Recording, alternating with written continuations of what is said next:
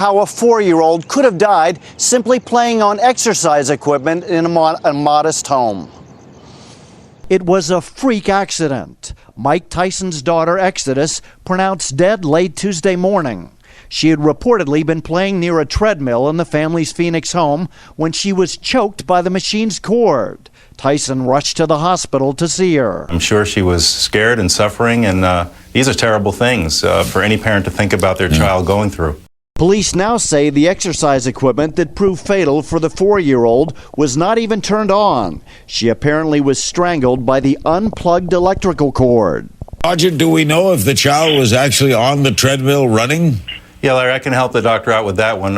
Apparently, the treadmill was not plugged in. It was unplugged at the time, according to statements from the mom and from a forensic interview with the child. So what happened was, we believe the child was on the treadmill, but it was not running at the time. She might have been playing like it was, and at some point got underneath that console, which if you get on your knees underneath the treadmill and look up, you can see what I'm talking about. Tyson was in Las Vegas at the time of the accident. Once he got to Phoenix, he spent the final moments at his daughter's side here at St. Joseph's Hospital. Iron Mike Tyson shook up the boxing world in 1986, becoming heavyweight boxing's youngest undisputed champion ever, and many of his opponents never made it past the first round. And he's down again. I was coming to destroy and win the heavyweight championship of the world, which I'd done. But his success in the ring was quickly overshadowed by Tyson's tumultuous personal life.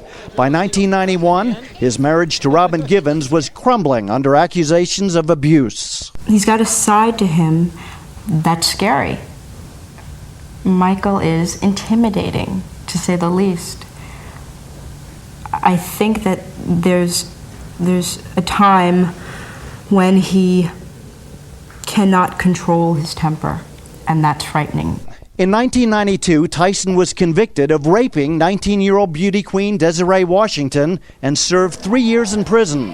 And when he returned to the ring in 1997, more controversy. He was disqualified for biting off part of Evander Holyfield's ear. You can see it. You can see it. His behavior remained erratic. He got a tattoo on his face. And by 2003, Tyson was bankrupt, claiming to have squandered away nearly $300 million.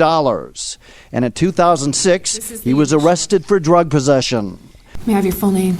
But recently, this self-described tortured soul had been getting his life on track. A new documentary put him back in the spotlight, garnering rave reviews from critics. Voices fighting each other. Madness. I can't lose. I refuse to lose. He says the film has forced him to look at the person he was. I still deal with his demons. I look at that guy and some of my outbursts in the movie and some of my episodes, and I become, I'm afraid of that guy. In a recent interview with MTV, he spoke about the important role family now plays in his life. I look forward now to some grandkids one day. You know what I mean? I'm really trying to work into